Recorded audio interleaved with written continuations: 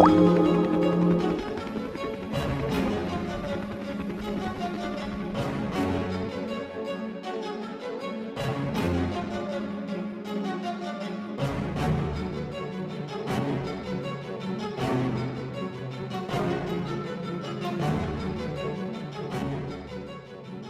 timur Jawa, kota yang kelak dikenal sebagai kota pahlawan, tengah dilanda kecemasan. Ya, karena bala tentara dari Eropa yang datang membawa ancaman.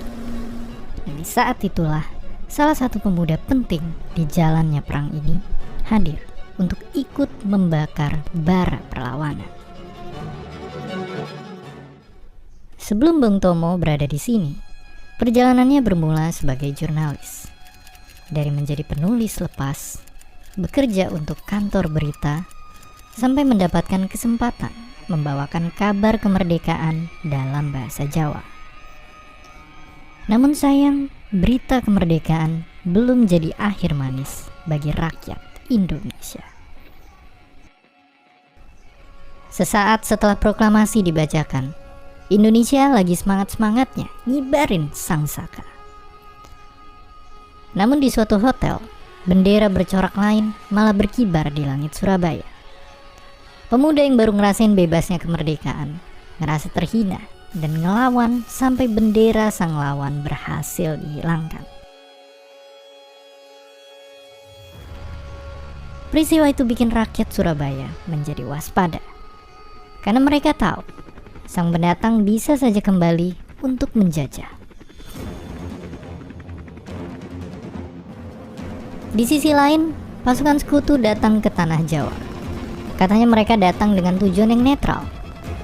Tapi tentu, kedatangan mereka bikin pihak Indonesia curiga.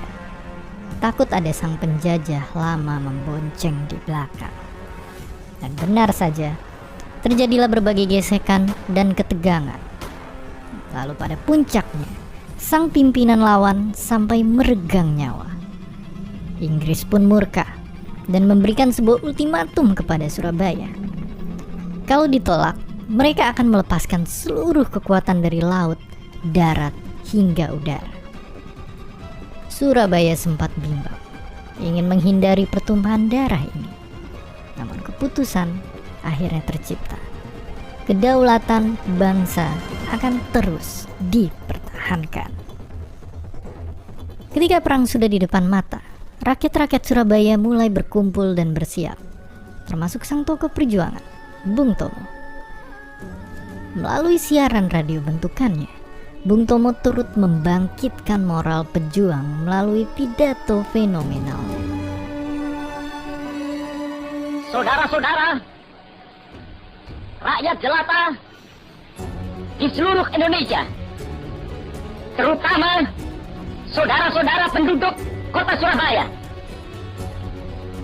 kita semuanya telah mengetahui bahwa hari ini tentara Inggris telah menyebarkan pamflet-pamflet yang memberikan suatu ancaman kepada kita semua.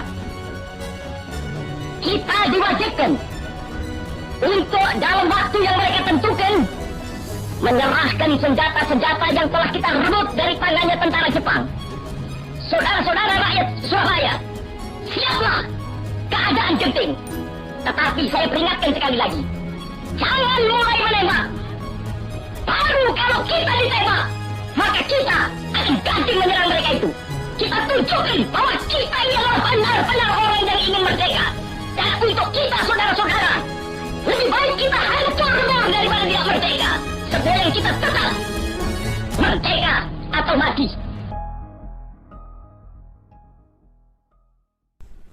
Hari pertempuran pun datang. Para penduduk Surabaya memegang senjata di tangan. Pemuda yang telah bergotong royong semalaman telah siap menghalau lawan. Saat itu pasukan Indonesia terdiri dari banyak elemen. Tentara, polisi, pelajar, badan-badan perjuangan, hingga petani dan pedagang. Dengan berbekal jumlah dan senjata rampasan Jepang, mereka nyoba mertahanin kota dari serangan serdadu bersenjata lengkap yang baru aja menangin Perang Dunia II. Serangan sekutu akhirnya tiba. Inggris memborbardir Surabaya melalui serangan udara dan darat. Tak butuh waktu lama, korban-korban mulai berjatuhan. Banyak di antaranya adalah warga sipil tak berdosa.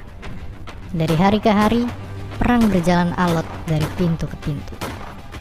Sampai pada pekan pertama, pihak lawan berhasil menguasai beberapa lokasi penting. Namun berkat perjuangan rakyat Surabaya, perlawanan tetap berlangsung.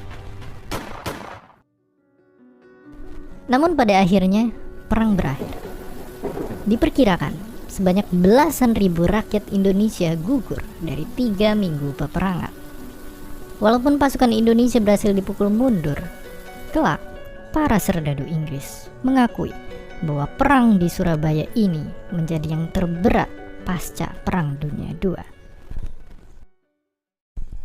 Saat ini, 10 November jadi hari kita mengenang pahlawan. Tentu ini gak lepas dari peran para warga Surabaya. Melalui siaran radionya, Bung Tomo juga turut menyemangati para pemuda untuk terus bahu-membahu. Karena jauh ke barat, perang lain baru akan dimulai. Rakyat masih harus mempertahankan kehormatan bangsa, melawan sekutu, dan bahkan mengubah satu kota menjadi lautan api.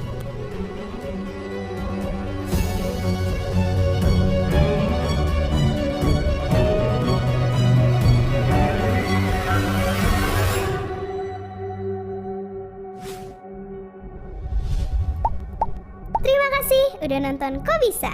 Punya pertanyaan lagi? Tulis aja di kolom komentar di bawah. Keep asking and stay curious.